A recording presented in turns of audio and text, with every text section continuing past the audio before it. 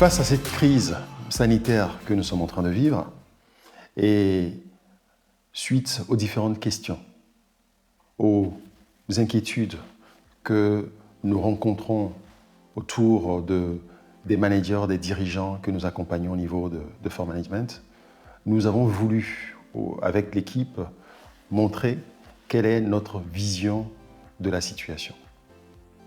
Bien sûr, en tant que dirigeant, manager, entrepreneur, vous avez deux options dans le cadre de cette crise sanitaire que nous sommes en train de vivre.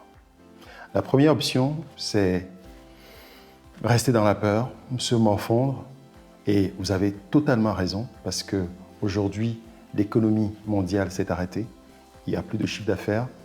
En revanche, les dépenses ou bien les charges restent les mêmes, donc il y a toute une raison de se lamenter, d'être dans la peur, d'être dans l'inquiétude et attendre que cette situation passe. Mais puisque personne n'a pu nous dire, n'a pu nous prévenir sur cette crise et prévoir cette crise, personne ne pourra nous dire quand est-ce que ça finira. Ce n'est pas pour vous faire peur, mais c'est notre analyse personnelle. La deuxième option, c'est prendre cette situation comme une retraite stratégique forcée et réfléchir sur le fonctionnement de l'entreprise, réfléchir sur la meilleure des manières de gérer notre équipe et innover pour que cette situation soit quelque chose de rentable, de profitable, que ce soit une opportunité. Et c'est dans cette deuxième option que nous nous inscrivons au niveau de l'équipe de For Management. Pourquoi? Parce que quand vous regardez le mot crise en chinois ou en mandarin, c'est composé de deux caractères. Le premier exprime le danger et le deuxième caractère exprime l'opportunité. Ce que je veux dire par là, c'est que bien sûr, cette crise est un danger et je vous encourage à continuer le respect des règles sanitaires. Mais c'est également une opportunité. Pourquoi c'est une opportunité? Pour deux raisons. Je peux vous donner deux exemples, je dirais. Le premier, c'est au niveau personnel. Cette crise a remis au centre l'importance de la famille. Parce que pour quiconque, que vous soyez manager, dirigeant ou n'importe qui, le socle de la famille vous permet de pouvoir réussir d'autres choses. Il est très difficile pour un dirigeant d'arriver à un certain niveau si son socle familial est fragilisé. Et dans cette situation que nous vivons, nous retrouvons justement cette valeur qu'est la famille. Nous passons plus de temps avec nos familles alors qu'avant, il nous était difficile compte tenu de notre vie professionnelle et les raisons sont justifiées. Je ne suis pas du tout dans le jugement, mais c'est juste pour dire que cette crise nous a permis de renouer avec la famille et de nous rendre compte que c'est quelque chose de très important. Deuxième exemple que je peux vous donner, c'est au niveau professionnel. Au niveau professionnel, c'est une retraite forcée, une retraite stratégique forcée. Parce que ça nous permet de prendre du recul et de faire une analyse sur notre entreprise et de voir est-ce que nous avons des axes stratégiques, des plans d'action qui cadrent avec la situation. Est-ce que notre business model aujourd'hui cadre avec cette situation? Aujourd'hui, la plupart des entreprises se rendent compte que la digitalisation, qui était peut-être accessoire un temps, est obligatoire. Parce que le contact physique s'est arrêté et seulement les entreprises qui ont poussé leur projet dans la digitalisation se frottent les mains ou s'en sortent parce que leur activité peut continuer. C'est dans ce cadre que j'aimerais partager avec vous 3 points. Le premier qui va vous permettre de tirer profit de cette situation ou de cette crise que nous vivons et qui va faire que vous allez transformer ces moments en opportunités. La première chose à faire, c'est de travailler sur votre stratégie. C'est ce que je disais tout à l'heure. Et pour pouvoir travailler sur votre stratégie, il y a un outil qui est très simple, qui est le SWOT, qui vous permet de faire une analyse des opportunités, des menaces, et ensuite, au niveau interne, de regarder quelles sont vos forces et vos faiblesses. Ce qui est très important lorsque vous ferez l'analyse SWOT, c'est de regarder au niveau des menaces et de les croiser avec vos forces. Exemple, vous regardez au niveau menaces, la menace, c'est la crise que nous vivons. Une crise sanitaire qui peut aboutir également à une crise économique. Et vous regardez au niveau de vos forces, est-ce que vous êtes flexible? Est-ce qu'en interne, vous avez une équipe qui pourra vous permettre d'innover le plus rapidement possible, qui pourra vous permettre d'être flexible et de vous réadapter? Parce que cette crise nous a montré que ce sont les entreprises qui pourront se réadapter, qui sont flexibles, qui ont une organisation légère, agile, qui pourront s'en sortir dans le futur. Donc face à cette menace qui est une crise économique qui pourrait arriver, est-ce qu'au niveau de vos forces, est-ce que vous avez les éléments nécessaires pour pouvoir faire face à cette menace? Ensuite, vous faites toujours l'analyse externe, vous regardez au niveau de vos opportunités. Quelles sont les opportunités?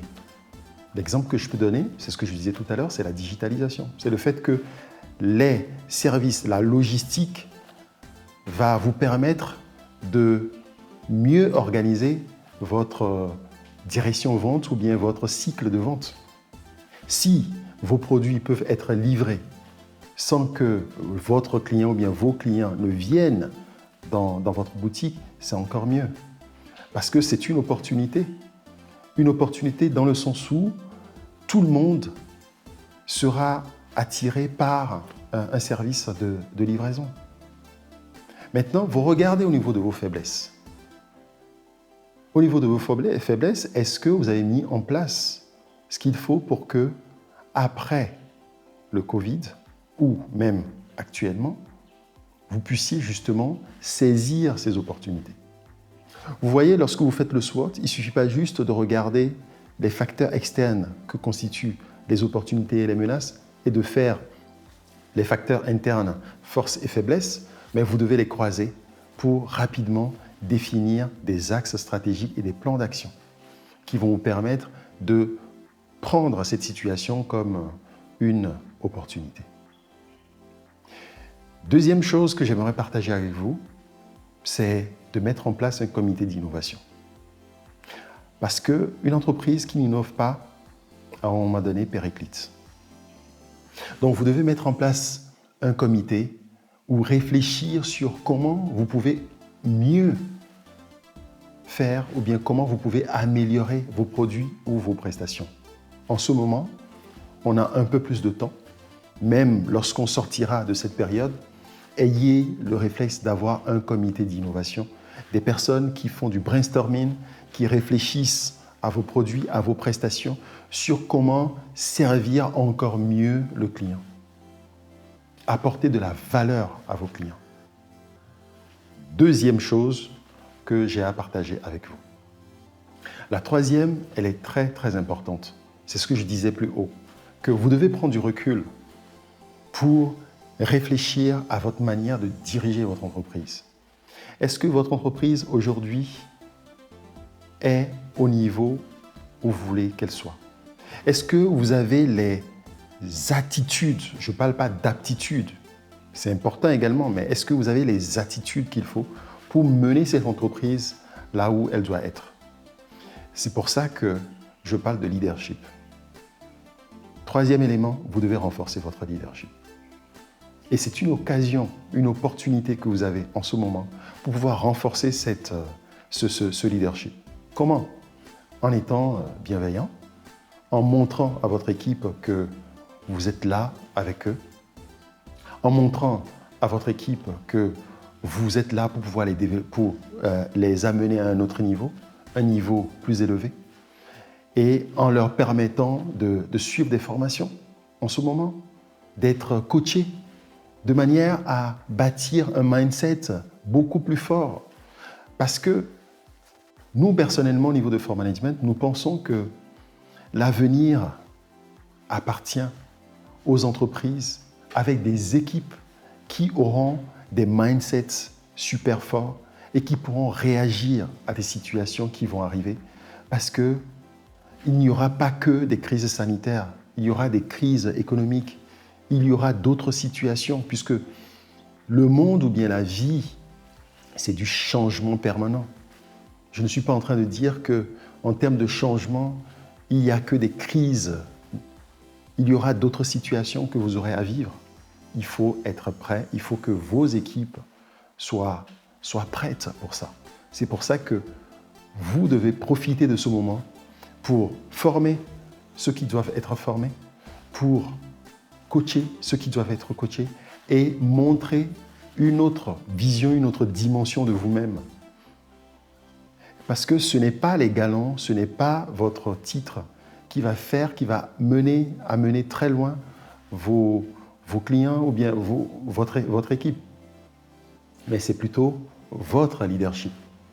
Votre leadership qui est représenté par la perspective que vous leur donnez, la vision que vous partagez avec eux. C'est ce qui va faire que malgré le fait qu'ils ne soient pas dans les mêmes murs que vous, c'est-à-dire au bureau et qu'ils soient en télétravail par exemple, qu'ils vont donner la même productivité parce qu'ils croient à la vision que vous partagez avec eux, parce qu'ils croient que vous êtes ensemble, parce qu'ils croient que vous êtes la personne qu'il faut à la place qu'il faut. Et ça, ce n'est pas une question de titre, mais c'est une question de personnalité. Donc profitez de cette situation pour prendre soin de chaque personne de vos équipes, de votre équipe. Et c'est à ce niveau-là que le changement se fera.